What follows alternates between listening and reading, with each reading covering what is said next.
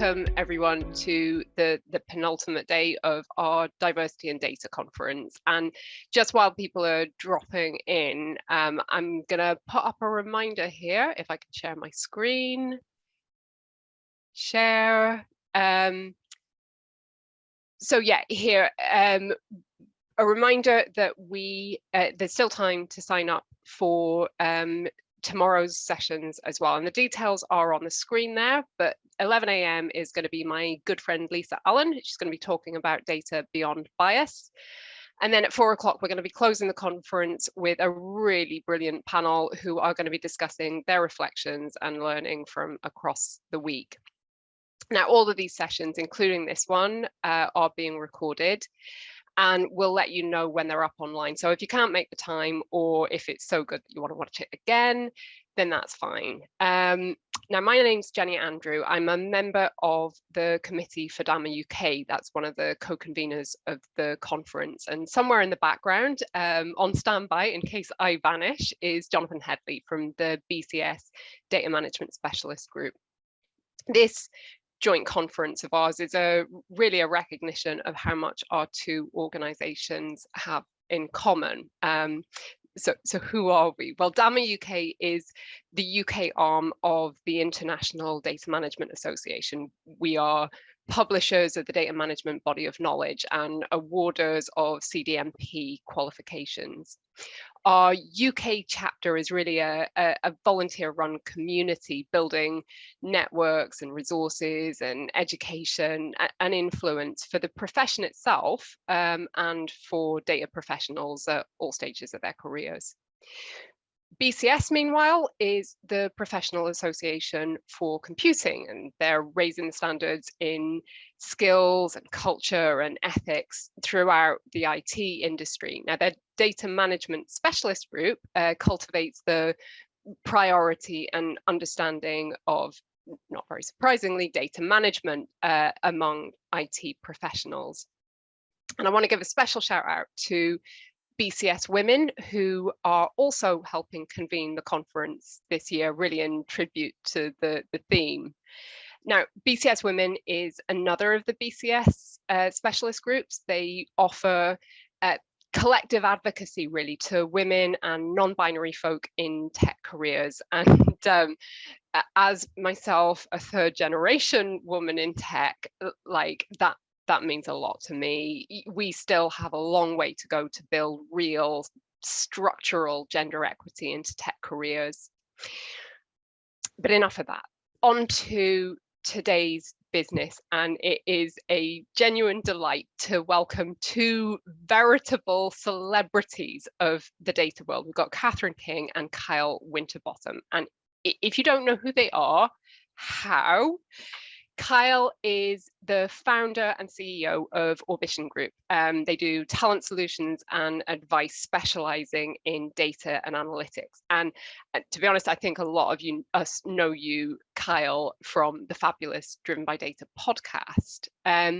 Catherine is Orbition's global head of brand engagement, and by all accounts, a total force of nature in events and outreach and community management and the works. Now, before I hand over to them, I really want to encourage you, and it's been brilliant this week, the engagement from our attendees. So add your questions. If you can put them in the Q&A, then we can see all of them together. We can upvote them and we can make sure that we don't lose them. And I think that's enough from me. So I'm going to hand over to Catherine and Kyle. The floor is yours.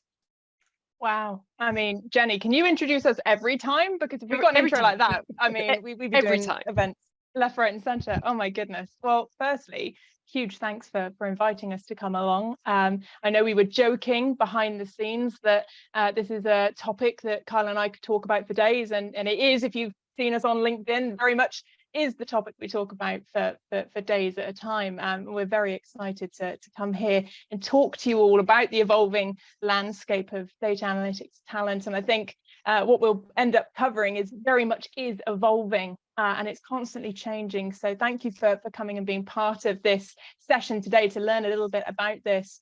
And let's dive in. So you did such a lovely intro there for us, Jenny. So thank you. So yes, my name is Catherine. My preferred pronouns are she and her, and I am the global head of brand for Ambition Group. And it means that I get the wonderful task of looking after our community, which consists of our mentorship, our events, and as you mentioned, the podcast as well.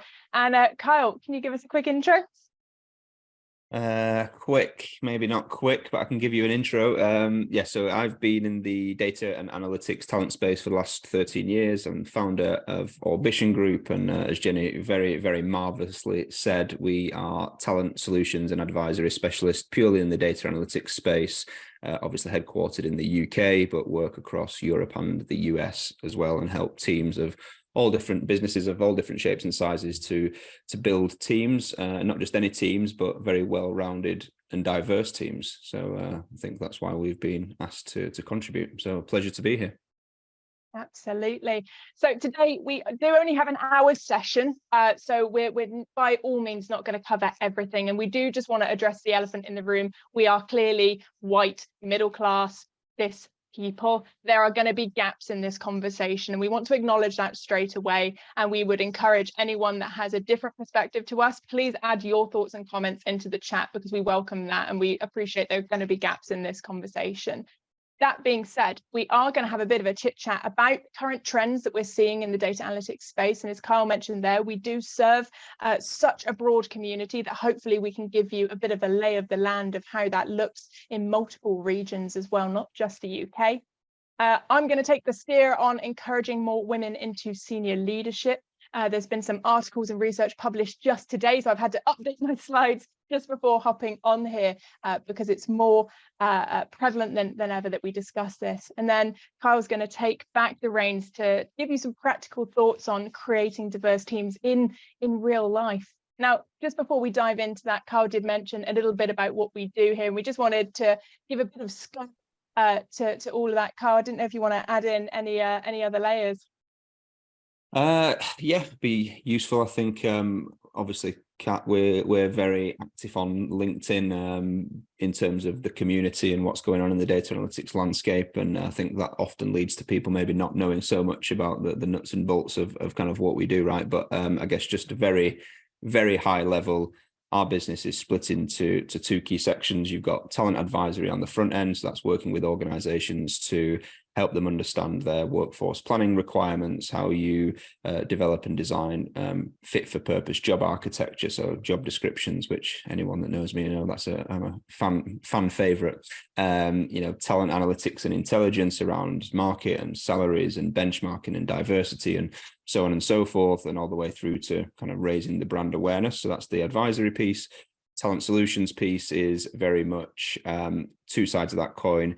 Executive search, that's serving the kind of head of, director, VP, CDAO type of community, and then the other side is helping organizations of various shapes and sizes to scale that capability. So that could be working with a VC-backed startup to help them, grow by 5-10 people over the next 6 months. It could be working with a FTSE 100, Fortune 100 that need to hire 80 people over the next 2 years. But we design all of that strategy roadmap, and then obviously over a series of phases implement that in.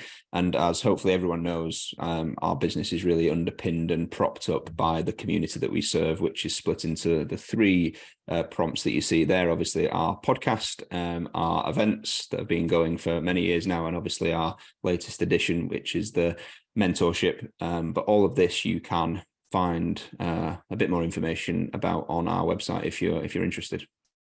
And not only to add a bit of color to what we do, but hopefully it explains that we get to hear about the talent discussion from so many perspectives, whether that's companies looking to hire or candidates looking for that next CDO role, or perhaps even more junior. We're very, very fortunate to have very candid discussions every single day, so we're very excited to share those with you today. So Kyle, take it away. Talk to us a bit about the trends you're seeing.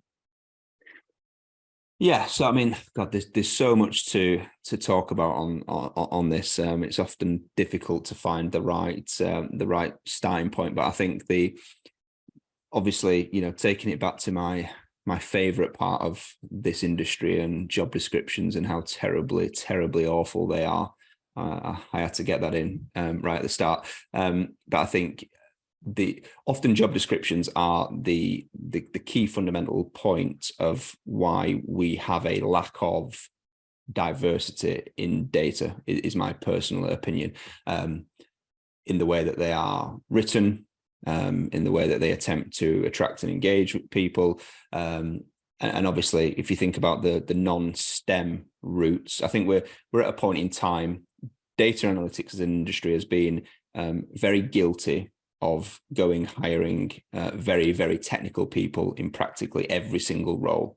And we've come a long way since then, right? So what the trends we are seeing now is that businesses are very well aware that there are, the more well-rounded and diverse their team is. And when I say diverse, I don't just mean in terms of gender or ethnicity, how people look, etc., but also diversity of thought. So, the background and experiences and I guess the roots that people can end up in data from is kind of, that's definitely getting better. So that's a trend that we're seeing, which is great. But I think that the non-STEM routes into data are interesting. So I think I share this story quite a lot, but just to reiterate, I do a lot of public speaking at universities to try and raise the profile of data. Now, there's an argument that by that point in time, it may be too late, right? But I support a program called the Q-Step Community, which is basically a government-backed initiative where they basically assign a data analytics course into the social sciences faculty. So these people are doing data analysis based on social science use cases effectively.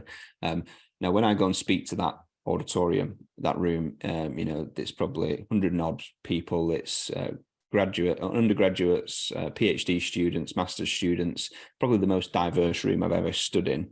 And the thing that is mad and crazy to me is that there's people in there that have studied for 4, 5, 6, 7 years sometimes doing data analysis that want to get into the industry, but only view this from a lens of social sciences. They are completely unaware that data is can be, they could get a role working in a commercial business for, brands that they might know and love, doing data work. So I think there needs to be a lot more emphasis on raising the awareness, because, if you, let's take, a computer science undergrad, just by the sheer demand in the industry for those technical skills, they will just be pulled in. But that's just going to happen naturally. But we talk about a talent shortage. It's always baffled me that we can have, talk about how talent short the data analytics industry is, yet we're doing nothing on the flip side of that to try and bring more people from more diverse backgrounds in. So I think that's something we're certainly seeing. Diversity of thought and representation, that's, I touched upon that earlier, but I think organizations starting to see the difference, and this is something I speak to organizations a lot about, right? Because I often get the standard, we'd love to have a diverse shortlist, and of course you would, who wouldn't, right? However, my opinion on this is most businesses, when they talk about diversity, what they actually mean is representation, right? They want someone to look different to their existing business. And there's a couple of things to this. First of all, if somebody looks different, it's not as easy as if you have a board of all white middle-aged men and you want to go and hire a female into your senior leadership team, it's not just as easy as going hiring a female into your senior leadership team, because that female looks at that and says, well, why would I want to work there? Because there's obviously an issue here, right? So there's this misconception that this can just be a problem. I'm going to digress here for a slight second, Kat, so bear with me, but talent acquisition as a term, I hate it, right? Because it implies that you can just go and buy someone, and that is not the case. Not in data analytics, it's not, right? And it doesn't help the diversity conversation one bit, because these people just think, okay, we need more women, we need more people of color, we need more, whatever the case may be, we'll just go and get them. And it doesn't work like that. In fact, the problem just gets worse at each end, or better at each end of the spectrum, because the businesses that are truly diverse genuinely attract more diverse people. The ones that aren't diverse can't attract more diverse people.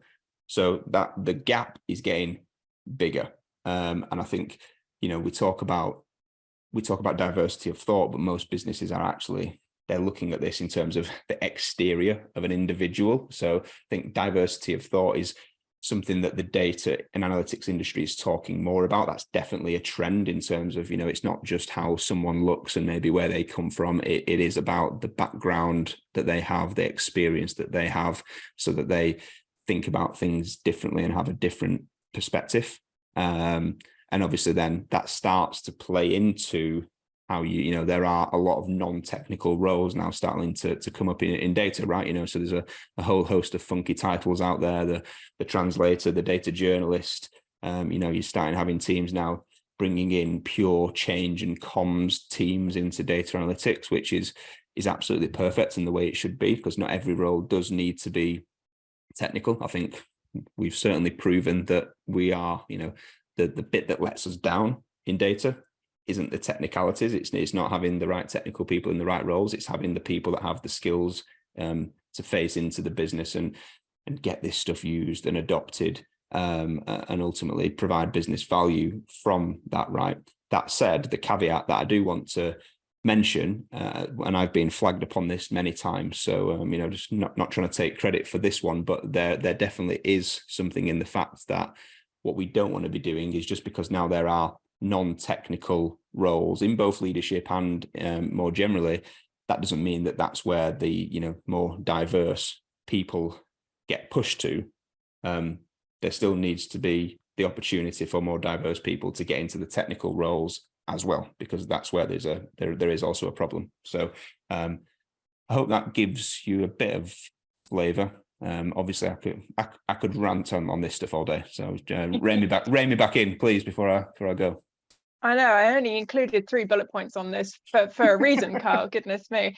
And I can see there's some emojis flying up on my screen, so thank you for reacting. And I know the Q&A is open for questions, but if you do have thoughts or experiences to this discussion, please do share if you feel okay to do so. As I mentioned at the start, I saw this on LinkedIn literally pop up, and I knew I had to include this screenshot, because I think for me, it really cements why I wanted this to be part of our discussion here today. And as you can see at the bottom there, meanwhile, more than 2/5 believe men make better business executives than women. And that's directly from the UN.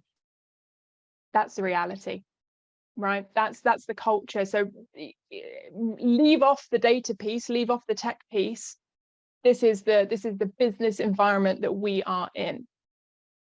So if you are joining this call as a woman who is pushing to be in this space, and I do say pushing intentionally because I don't think any woman is having an easy journey into this space by any means. If you are in this space and you have at any point felt that it's been challenging, I just want to bring up the statistic to say, you know what, so many others are experiencing this too. But there are some things that you can do as an individual. And if you are listening in, because I get so many messages and I pop into conferences and people always, they kind of corral me to the side and they go, hey, you're pretty good at this female leadership thing in data. I'm struggling. What's the top tips? And it's always kind of hush hush. But there are so many things that we can do to make female leadership and women in data something that we prioritize as organizations. But first, I want to take the individuals, because I think there's things that we can be doing, and kind of top tips for making sure that as leaders, we're progressing as far as we should be and as far as we want to be, regardless of who we are as people. So I'm very, very fortunate to have a group of brilliant female data leaders who regularly chat to me and tell me all about what's going on. So they've informed a lot of what I'm about to say here today. And the 3 things that I see people really embracing in their careers and something that they really go forward with is mentorship, events, and then tackling imposter syndrome. And I just want to say a disclaimer now. I'm not pitching our mentorship or events in this. This is separate to that. When I say mentorship, and we'll dive into this one first, I just mean going out there and finding a coach, a mentor, a person you look up to. And it may not even be in data, it might be in business, it may be, external to that. someone that you find interesting, inspiring, and who can give you key advice. And something that often happens is people get persuaded by people and they get put down by people. And I say, well, these are the people you go to for advice. And they go, no, Catherine, they wouldn't. Stop listening to those people. Go find the people you do want to listen to and do want to learn from. Those who access mentors in whatever capacity, whether it's formal or informal, they tend to do so much better, quicker, because they have someone to soundboard against. They have the ability to not feel alone because they can ask their mentor, hey, how would you deal with this situation? Or this is something that I've been going through. Do you have a similar type of experience? You don't necessarily even have to have a woman in data mentor. You don't have to just stay in that community. You can go out and find a mentor in any shape or form. But I really do advocate you finding somewhere in that journey of where you want to go and asking them to spend that bit of time with you. Events and external networking. What always shocked me when I had my career in event building was looking at the feedback forms. And I would always include the question, what did you get out of this event that you didn't go with the intention of getting back? And so many people put validation. The idea that, in many organizations, the data teams are so small, and it can sometimes feel like you are the only person on earth experiencing these challenges. Actually, you go up to these events and you hear that all of these industries, no matter their size, no matter their budget, they're all roughly speaking and saying that the same thing. So you have that validation. But also, if you are perhaps the only female leader in your data team, you can go out and meet other female leaders who perhaps are walking through the same path and journey as you. And that amount of community, I can't put a price tag on how valuable that is, especially for your growth. And then imposter syndrome. I have a real problem with the words imposter syndrome. I think it places so much emphasis on the individual rather than the culture around it. If you are being made to feel like you shouldn't be in your position, despite the fact you've been hired for it, there's something culturally going on there. And what I would suggest, and Kyle and I are constantly talking to clients about roles, etc. There are plenty of roles out there. Don't stick around in a place that makes you feel less than, and find a culture that fits you. And I just wanted to put that there because in other areas of my work, I hear imposter syndrome all the time, but really we can probably drill it back to the environment that's making you feel like that. It's not that you are in a situation that you're less than or shouldn't be. So that's the individual.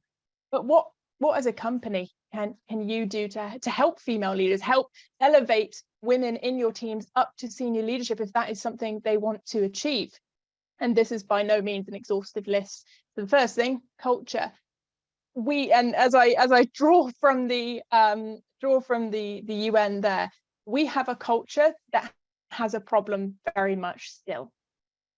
It's important that we recognize that, and it's important we look at our organizations and say, hey, what can we do that's make sure that everyone is inclusive, that everyone is included rather, and that we are as inclusive as possible.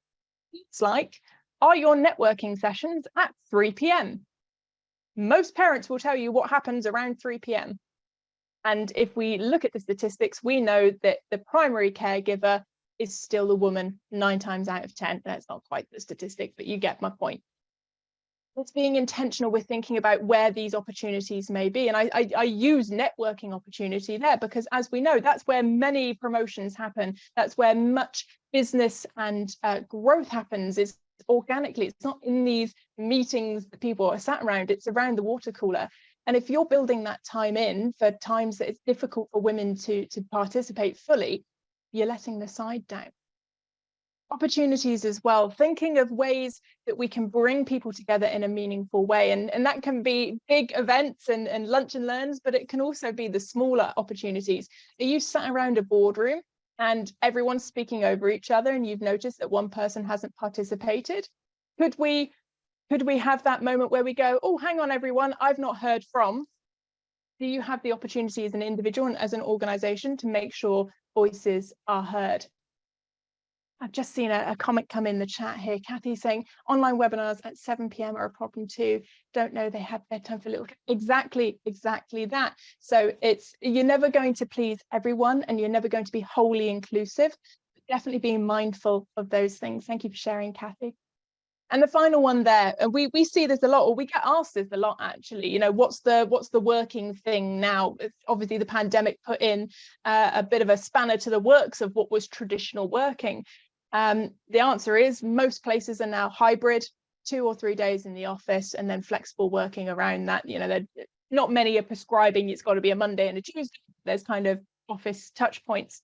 Again, dragging it back to reality, and as much as we like to think we're further ahead than we are, there is an element that flexible working is far more inclusive than that traditional 9 to 5 being in the office. It's really, really important to be thinking of how you can increase leadership for women in that way, that people are able to work in a way that works for them. Because as we know from the pandemic, it doesn't need to be just one way. You don't need to be in the office 9 to 5 days a week to be successful. So challenging those norms as well.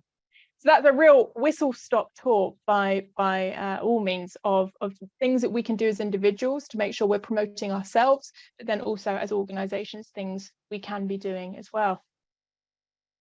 Kyle, back to you. Thank you, Kat. So obviously, as part of what we do, I guess in the talent advisory space, helping organisations kind of trodden this path, we talk to them a lot about how they're going about attracting talent more holistically, but how they can do that in a diverse, friendly and inclusive way, I guess. So you take the bullet points here back to job description. So start reining me in, Kat, because there's a chance I'm just going to let rip here. But I guess there's several things to this, right? First of all, language matters, right? Language is really important, and I talk to organizations to death about how they tell their story and everything that comes with that, you know, and encompasses that more holistically. But from a diversity and inclusion standpoint, there's a lot of things that you can do, right? So everybody knows that most job descriptions are absolutely terrible, and there's a bit of fluff, you know, corporate stuff. And then it's a shopping list normally of technical requirements that's, you know, 15, 20, sometimes more kind of items long. Now, there's not a person on planet Earth in the history of recruitment that has probably ever ticked every single box, right? But we all know the statistic around how, you know, most men, if they've got at least half, they'll I'll throw my name into the hat. If women don't have 8 or 9 out of the 10, they won't. The reality is, to do that job, you probably need 1 or 2 of those things. So actually put on the requirements, the actual requirements. I think most organizations put those list of kind of technical competencies because they just need to fill the space, right? And they don't know what else to write, which is what we help them with normally. So language is important. Put the actual requirements on there. And then I think organizations do this in a way of trying to stand out. So this is a really kind of fine balance. However, if you talk about what people identify with and you want to be inclusive, and from a language perspective, and let's being frank, it's the tech startup scene that you do tend to see this more in, to be honest with you. But, you know, we're looking for data ninjas or data wizards or data superheroes or data marvels or whatever, right? You get my point. If you're trying to be inclusive and attract a diverse and build a diverse workforce, that type of language is probably not going to help you, right? So I'll leave that there because I could spend the next probably 3 hours talking about job descriptions. As you've mentioned, Kat, hybrid working, you know, I think we're at a place now where that has become the norm, but it's just being mindful. And actually, what does hybrid working mean? Because if it's very prescriptive and structured, is that actually flexibility? Or, you know, if you have a parent that needs to leave at 3 p.m. to pick the kids up at 3:30, is that okay? And then they can make the time up after. So there's a lot of things around that, but most organizations, if you're asking someone to be in the office 9 to 5 in this day and age, 5 days a week, you're probably going to struggle. So I think, you know, the diversity piece around that is interesting. We talk about impact. So this is something that I love getting into with organizations for two reasons, right? First of all, the data analytics industry has come a very long way in the last 5 years. But if we were to rewind 7 years ago, maybe, it's probably safe to say that the bulk of the industry made their employment choices based on the name above the door, how much they were going to get paid, how sexy the tech was, and how sexy the projects were, right? Unfortunately, many people feel burnt by how many apparent data-driven organizations we had at that point in time, and realized actually they went into environments where their work wasn't being used, it wasn't being adopted, it wasn't visible, and therefore the value that they were able to add and the impact that they were having was minimal and not seen. And everybody is driven by purpose, right? So we talk a lot, linking back to the job descriptions, about how do you make people understand how their work will be visible, valuable, and have an impact, right? So on a personal perspective, impact is really important. Equally, organizationally, that's also really important, right? In regards to people will choose to work at places where the overall mission and values and purpose of the organization is A, aligned with theirs, but B, doing good for the planet in general, right? And society and all sorts of things, right? So, I don't know, renewable energy would be a great example, right? Versus, I don't know, a tobacco company or gambling company, as an example. And then the last thing there is on kind of hiring process and the amount of time it potentially takes for people to get through the hiring process, how inclusive that process is.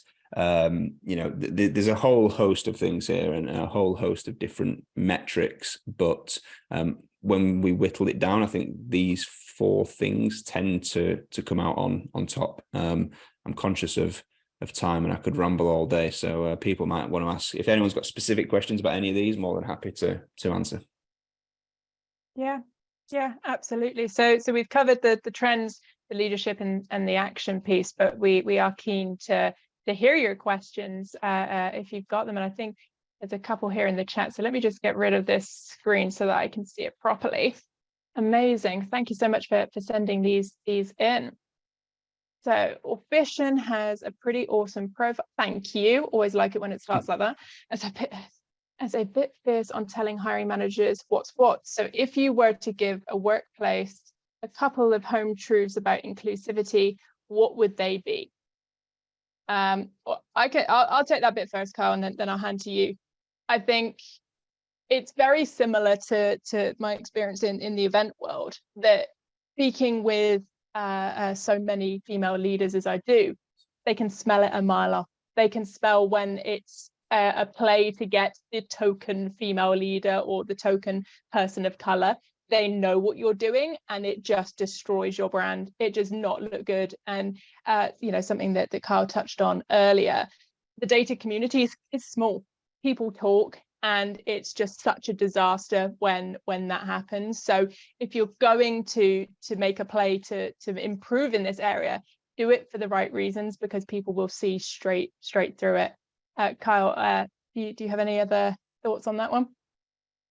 I think it just goes back to what we were discussing earlier, Kat, right, about the diversity versus representation thing. I think that really is what it comes down to. In fact, that it all comes back to the purpose of why you're doing this. Are you doing this for diversity, in the sense of diversity of thought and want an inclusive workforce so that you can challenge the norm and have different perspectives and maybe come up with innovative and different ways of looking at things and challenging things, etc.?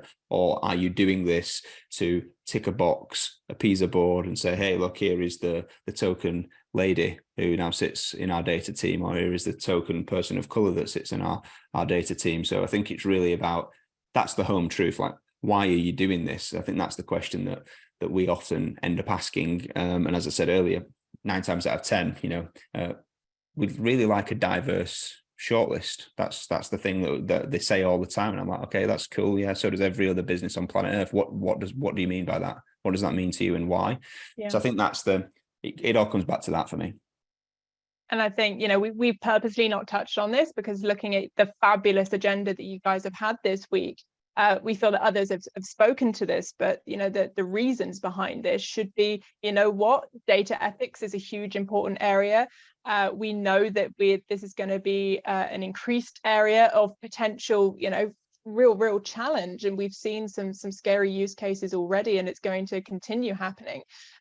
So those should be the reasons, right? Is that you want people around the table to get ahead of those, so that you can innovate and be competitive and use every tool that you have to do that. And we've purposely not spoken about that here, because it's been covered extensively, but just wanted to drop that in. So we've had another one, and someone's going to put 50p in you, Kyle, so just steady here. How do poor job descriptions persist when they are so incredibly useless, even inappropriate in describing the actual role? Is there anything is anything improving in this space? Oh dear. Where do I start with this? Is anything improving? Okay. Unfortunately, not so much. I think that one of the main reasons why I see this happening is there's a couple of reasons, right? First of all, normally the hiring manager, so the person responsible, normally the data leader or whoever, is disconnected from the process of hiring and recruitment.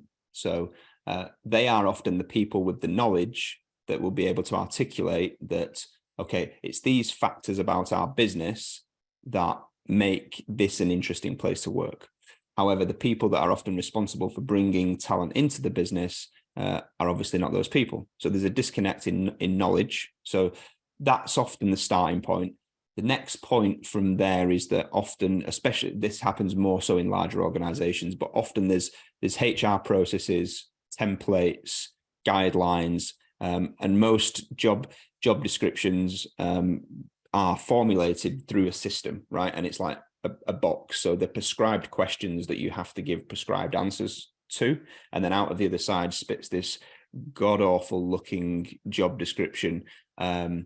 So there's that thing we've not touched upon here is adverts and job descriptions have two different purposes, right? I was talking about this a Data Literacy Academy course that I taught this week. Would you see an advert for a fast food company that turned around and said, to eat this burger, you need to be able to consume 1,300 calories, blah, blah, blah. No, would you see a car billboard on the side of the road that says, listed all the instructions of the manual? No, you wouldn't, right? So the advert is there to generate interest and attract attention. The job description puts context to that. Most businesses use it as one and the same thing, right? So, and that's a problem in of itself. So I think I could talk about this stuff for days, but I think they're the key things. Yeah, for sure. Yeah. Amazing. Bob, I have seen your question. I'm not going to answer it, because if you could add just a little bit more context surrounding it first, just to make sure that we add value to you in that. Jenny, I love your thoughts there. Yes, exactly. What is a wizard? What do you do with that? And we've actually had another question come in. Jonathan, thank you for sending this in. What language instead of ninja or wizard would you suggest replacing it with? Carl, I'll let you take that first.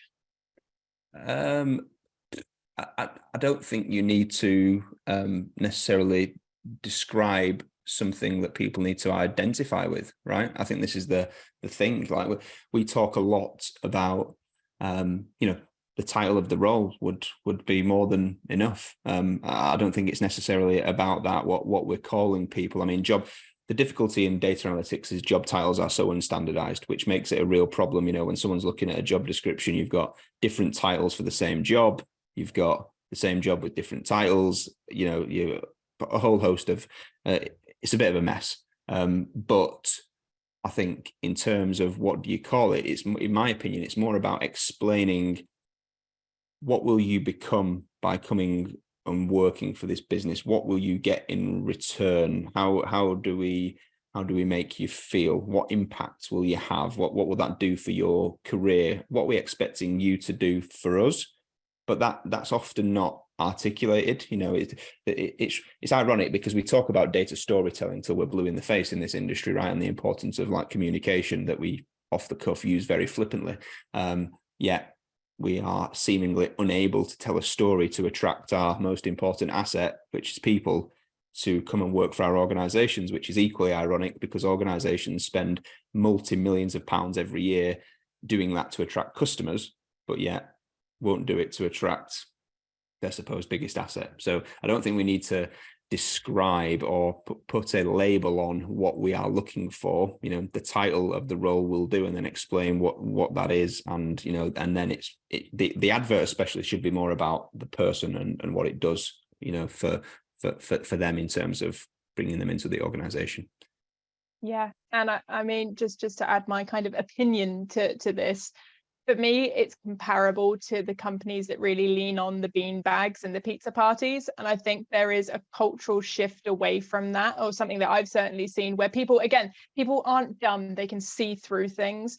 What they want is career progression. Data people are curious. They want to know the exciting stuff they're going to work on. And if it's not super sexy and exciting, they want to see the business impact they're going to have. They can see through the bean bags. They can see through the table tennis tables. What they want is the ability to have impact. And again, I think when you're hiding behind language of ninja and wizard, it almost feels like, well, what aren't you showing? I want to be a head of data engineering. I don't want to be a wizard. That's not what I grew up to want to be. And I think culturally that's a really interesting area for sure. Now, another question. Goodness me, all these questions. Thanks everyone for sending these in.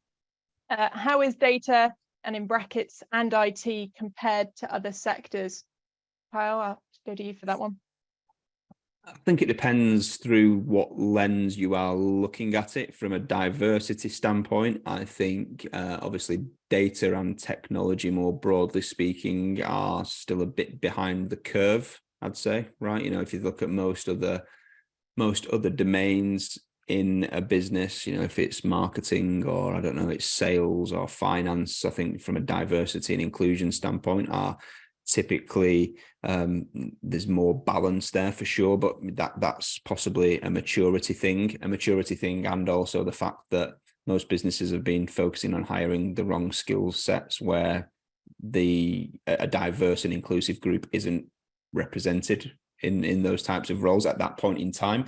It's difficult. I mean, I was speaking with an organization yesterday who was saying they focus on graduate recruitment at a large scale. So at that level, as an entry, a graduate scheme, there's more parity, right? It's not 50-50 by any stretch, but there's more parity. But then you go to the realms of leadership, and the gap is dreadful. And often, the reality of that situation, I was saying to the gentleman in question was, well, that's great. You've got a more parable workforce now, but you've got an immediate problem, but effectively you're going to have to wait for 5 to 10 years for these graduates to just gain that experience and move up in their career until they might be, represented at a higher level. So it's really difficult, but organizations really need to have a look at, what they're doing on that. And I think, unfortunately, sometimes that does force the wrong behaviors. That does force, right, we need to go and get someone now because this is probably the optics of this don't look good.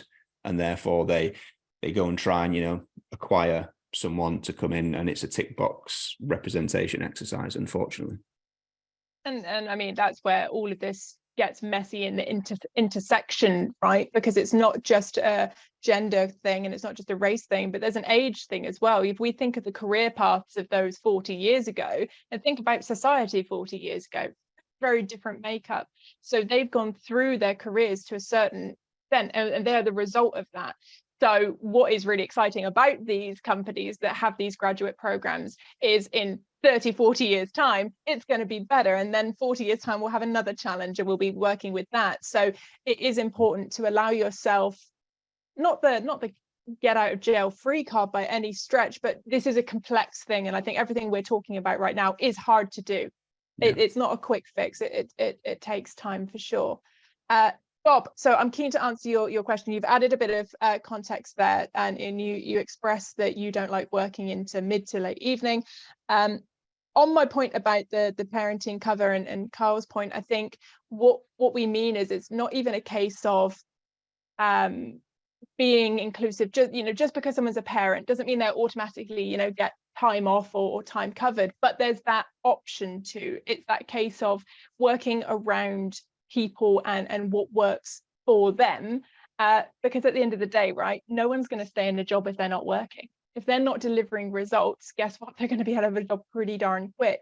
If you can allow someone to succeed, and that might be that you say, hey, log back in 7 till 9, and once the children are in bed, great, because at the end of the day, as a company, really, you should just care about things getting done. Now, I appreciate that gets complex if you're talking about cross-regional teams, or they're a manager and they've got people reporting into them. Again, it's messy, it gets complex, but as a culture, what we should be looking to do, and in every aspect, and I use parenting as an example, but if you have a team member who's perhaps dyslexic, can you adopt an AI software that transcribes meeting notes, so that when they come away from the meeting, they've got notes, because perhaps they aren't able to jot down in their notepad as quickly as others. There's so much we can do to include others to be the best versions of themselves, but sometimes we just have to understand and be willing to change to allow people to succeed. Carl, I don't know if you want to add in anything to that. No, I think you've covered it, Kat, there. Yeah, there's nothing much more that I can say to make that any better. Thank you. Okay, Jenny has popped in the chat. This is really interesting, e.g. I'm in a very male-dominated corner of a much more gender balance, actually majority female organization. Love that. Does that open doors for cross-functional mentorship and sponsorship? Kyle, thoughts? Yeah, I think it does. I think to your point earlier, I don't think, I mean, even from a gender standpoint, right, there are plenty of many, in fact, male advocates who support the whole women in data movement. So it's not even that it needs to be, another high-flying female. But I think, yeah, absolutely. I don't think it needs to be set to just data or just technology. If there are other leadership figures that you can, people can create relationships and alliances with and have, learn from and have experiences with. I think that's great in whichever form it comes in, right? Providing that they are adding value to what you're hoping to get out of that from a kind of mentorship perspective. Yeah, I completely agree. I love the question that's just come in the chat here. Can you share anything about the way that the better organizations approach this, and can you name any? Love that. Carl, I'll let you take that first, and then I'll take it by naming some leaders who I think are particularly good at this. Just give me some steer, Kat. What question is this in reference to, sorry? Just the most recent one. So are there any that are doing, better in terms of an organizational approach to diverse hiring and building teams? Are there anyone that springs to mind for you? Oh. I appreciate you may not be able to name names, but yeah, possibly, and shouldn't name names. I might get in trouble. Can pick this up offline, Ed. Yeah, no worries. And I think in terms of leaders, there's always this rhetoric almost that there are no, but there clearly are, right? So I mean, like I said, I'm big in the female leadership space. Di Mays, WPP, go follow her. Nirali Patel from Liberty Global, Dee Samra from Liberty Global, which if I can name 2 female leaders in one space, perhaps they're doing quite well. Katia Walsh, who's just joined Harvard Business. There's so many, and they're all amazing leaders who I know give oceans of time to mentorship. So if you're sat in here thinking, oh yeah, I could do with a mentor, these are the sorts of people that even just following on LinkedIn, engaging in their content is going to be a positive thing for sure. Yep. Now, just looking at the time, I think we've probably come to the end of this particular session today, because I can feel the chat drying up a little bit. So Jenny, I'll pass back to you, but thanks so much for having us. Oh, honestly, this has just been absolutely amazing, and I have a bazillion questions that I would like to ask. just before I let you go, one of the things that strikes me is you have such a great vantage across different businesses, across, you know, the big and the small, and, you know, those that are in and out of tech. Like, do you ever think about the data that you could assemble kind of as a sort of state of the nation report on how businesses are doing, how the data and analytics space is doing on diverse hiring? Yeah, so that's something. So we, I guess, as part of our advisory service to the organisations that we partner with, we kind of have a talent intelligence capability, basically. So, and that can do a whole host of things, but one of them being, you know, we can delve into specific skill sets in any geography in the world that breaks down, you know, by country, by state, by region, by city, as granular as you want to go, and it will give you things like, you know, salary ranges, years of experience, the companies that are hiring the most in that space, then the companies that have the most of that skill set within those locations. You can compare and contrast. So from a talent standpoint, it helps us to really guide and advise the organizations that we partner with. However, one of the key metrics that it does look at is we can filter all of this by gender, first of all,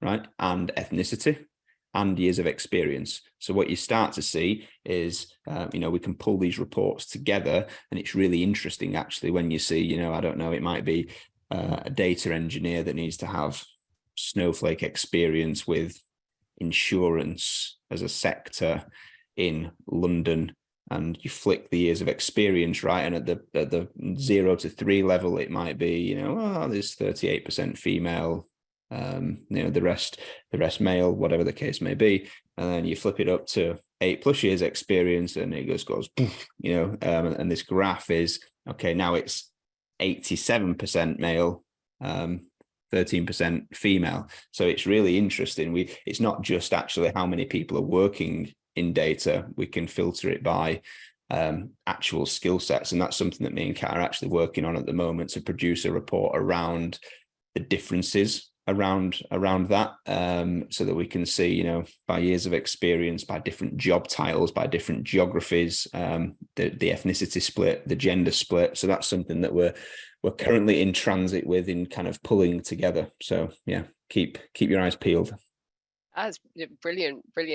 The other thing that I just wanted to sort of deflect you back to just for a moment is, you know, one of the themes that's come up in a few of the sessions during the week is this idea of the curvy path, these sort of snaky careers that different people take into their data careers, you know, whether they've, you know, they haven't done the traditional school to university, you know, into a profession job, or, you know, they've come like from different functions of the business, like, you know, they started off in marketing, they've come into data, and that kind of thing.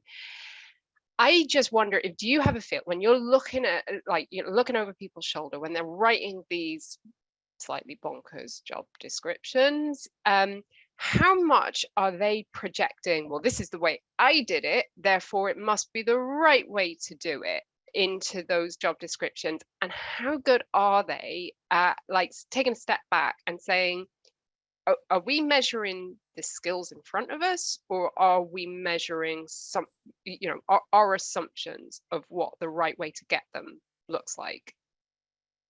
That's a great question, Jenny. I think, honestly, I think ignorance is bliss for most people on this. I don't think they're thinking about this at all, and I think that's possibly part of the problem, right? And I think that goes back to the disconnect. You know, normally it's the, you know, take the CDO, right? They have a large organization that they're responsible for. They need to go and hire another 3 or 4 engineers. You know, they tell HR or whoever deals with that, and that just kind of gets done.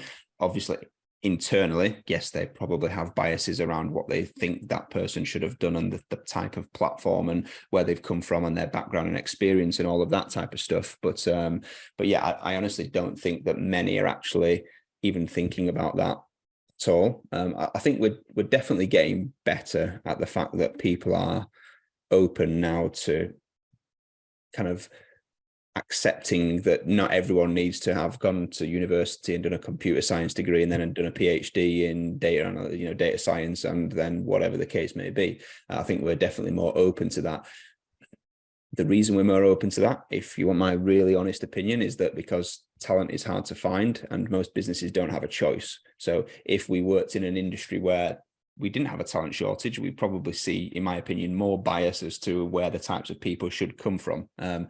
Back to my kind of example at the start around being stood in that auditorium at the social sciences faculty and it being diverse, these people are put off coming to the industry. So they either don't know it exists, which is one big problem, or they are put off because, they look at these entry-level jobs and they're being told that they need 2 years of experience in SQL or Python. And it's like, well, these are entry-level jobs. So how does this happen? So yeah, I think it's a problem. But to answer your question, I don't think businesses are even thinking about this. They're on the move at such a pace. It's like, we need 3 more people and just go and get them, and we'll worry about the questioning and the thought around where they've come from when we interview. And I think the hilarious thing with the culture in the business for me is that the data people, you go to any event, they always say the business doesn't care about data. They think that's IT jobs, or they think that's data's job. The problem is they have that same attitude about recruitment. They're like, it's HR's job. That's internal talent's job. You go find the people. And there is that disconnect because there's plenty of leaders out there, as you've both said, that have a really curvy, snaky path who, I can think off the top of my head, I know people who've come from law, from marketing, from sales, all various patterns. And they're still having these problems. And they still have these problems because they are passing the buck and saying, well, no, that's internal talent's problem. And actually, I think there has to be this movement where data leaders take back control and say, actually, it's up to me to help talent because it's so unique. It's, and in many organizations, internal talent is hiring for all over the place, and you can't expect them to be specialists in this area. Yeah. Kyle, I just want to pull you up for a wee second, because I actually think that you've been like understating, the role of businesses like yours in this as well. When you say where things are actually improving a little bit, I think that you got to take a little bit of credit for being the company that sticks your head above the parapet and calls people out on their BS, basically. So credit for that. Just want to pick up, Ed has put a comment in the chat saying, I think BCS data, BCS Women and DAMA UK could do with mentoring. Do they offer this already? Could we be more proactive with new hires? And I do just want to give a special plug again, DAMA, we have a mentoring scheme. BCS Women certainly have a mentoring scheme, and I do think that's one of the things that we as kind of self-organizing communities can be proactive with as well. So really, really positive, always positive to see new mentoring schemes coming online, and thank you for yours as well. Okay, I'm gonna call it a day there. Just another reminder, everyone, that there is still time to sign up for the last couple of sessions tomorrow, including the final extravaganza, which is going to be a panel discussion looking at what people have learned during the course of the week. And Kyle and Catherine, I have learned so much there. This has been absolutely stunning. Thank you both. Thank you. Thanks for having us. All right.